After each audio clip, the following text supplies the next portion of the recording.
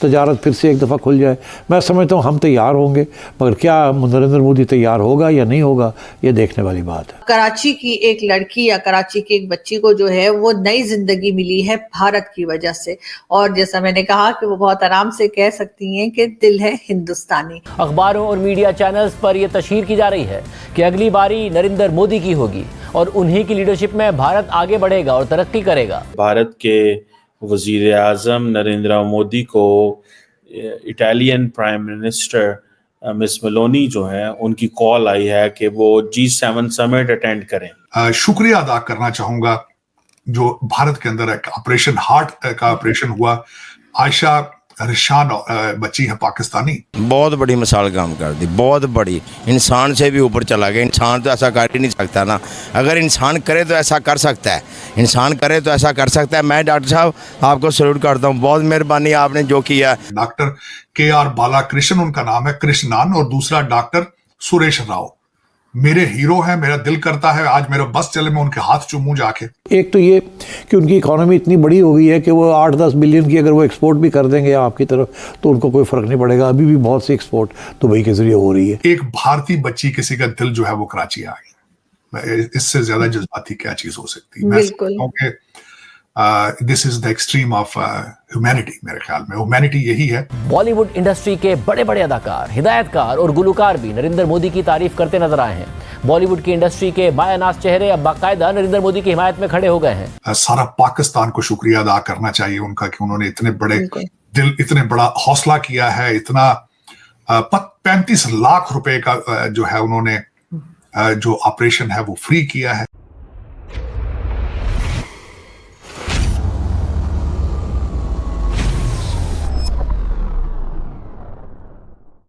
आखिर में जो सबसे बड़ी चीज मैं बताना चाहूंगा, बड़ी जज्बाती बात थी मेरे लिए आज सुबह। मैं उसको फॉलो अप तो कर रहा था स्टोरी को, लेकिन आज मैं समझता हूं कि सबसे पहले तो मैं शुक्रिया अदा करना चाहूंगा जो भारत के अंदर एक ऑपरेशन हार्ट का ऑपरेशन हुआ।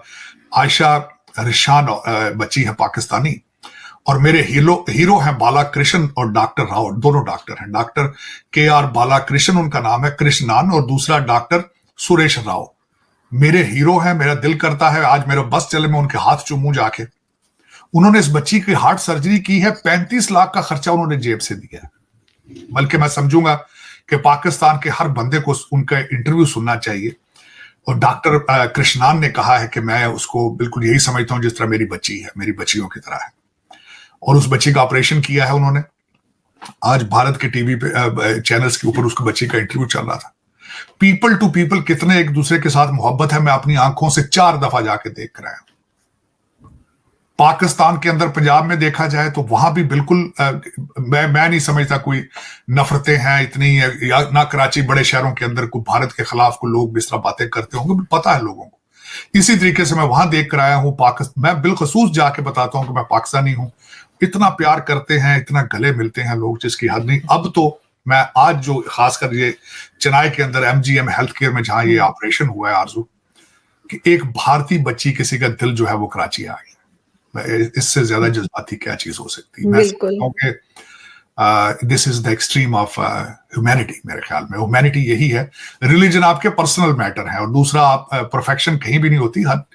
हर सोसाइटी, हर कौम, हर मजहब के अंदर अच्छाइयां हैं, बुराइयां हैं, लेकिन मेरे ख्याल में दुनिया में अच्छे लोग ज्यादा हैं, तभी बैलेंस जो है अभी तक कायम है। लेकिन मैं आज शुक्रगुजार हूं उन लोगों का, चेन्नई MGM हेल्थ केयर वालों का, जिन्होंने मजहब और रेस और नेशनैलिटी से ऊपर उठ के उस बच्ची का इलाज किया है।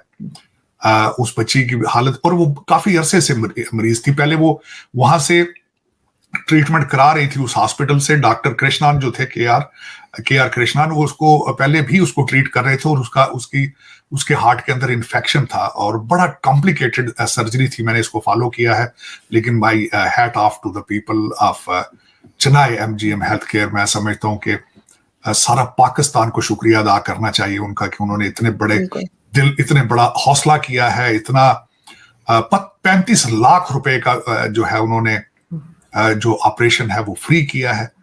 मैं समझता हूं कि मैं सारे पाकिस्तान को शुक्रिया अदा करना चाहिए उनका, और मैं शुक्रगुजार हूं कि उन्होंने इतना प्यार और मोहब्बत का मुजाहरा किया।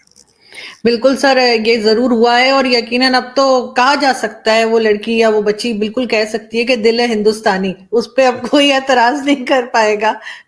आरज़ू, लेकिन मैं सर उसका तो बच्ची आयशा का तो उसने तो कहा है, ज़ाहिर है कहेगी दिल है हिंदुस्तानी। मैं तो खुद पाकिस्तानी हूँ और हमेशा बुलंद आवाज के साथ कहता हूँ कि भारत माय सेकंड होम है। Indore is my town there. मैं जाता हूँ और मुझे वहां पे लोग भाइयों बहनों और बच्चों की तरह ही समझते हैं जो मैं, और I feel like home. I feel like मेरे दिल में बिल्कुल आज तक आप यकीन करें, मैंने मेरे दिल के अंदर। और दूसरा एक और आरजू मैं बताऊंगा, लोग कई कहते हैं नहीं, देखिए मैंने अमेरिका में आके सारी चीजें देखी हैं। पाकिस्तान के अंदर तो वहां आपको पता है हमारे सिस्टम ऑफ एजुकेशन में या सोसाइटी में या मीडिया क्या क्या करता है। यहां आके रिलीजियस टॉलरेंस भी सीखी।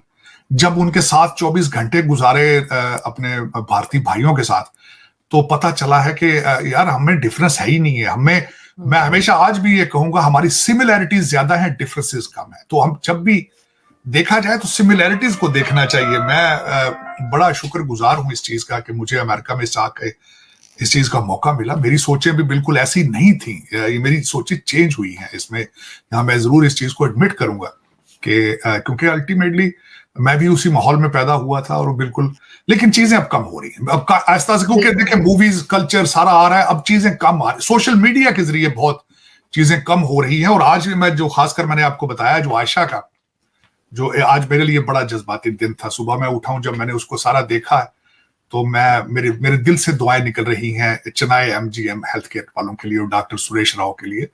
दे are angels, they are angels. बिल्कुल, बिल्कुल, और यकीनन उन्हें बहुत लोगों की दुआएं लगेंगी, हिंदुस्तान से भी और पाकिस्तान से भी। दोस्तों, भारत के अंदर आज एक दूसरा जो आप समझें फेज जो है वो शुरू हो चुका है और इम्पोर्टेंट इलेक्शंस है। और साथ ही अगर आपने देखा है और नोट किया है कि भारत के वज़ीर आज़म नरेंद्र मोदी को Italian prime minister miss Meloni जो है उनकी कॉल आई है कि वो G7 समिट अटेंड करें। आपको पता है भारत जो है is not a member of the G7, पर भारत का पॉलिटिकल क्लाउड इतना बढ़ चुका है कि they are believing that we should invite India, क्योंकि एक तरफ तो G7 के अंदर ये बात भी की जा रही है, फ्रांस और इटली जैसे ममालिक जो हैं वो समझते हैं कि हमें G7 को एक्सपैंड नहीं करना चाहिए, मतलब परमानेंट मेंबर नहीं बनाने चाहिए इसको, G8 G9 G10 इस तरह नहीं करना चाहिए, क्योंकि ये इनके जो कुछ इश्यूज हैं उस हवाले से।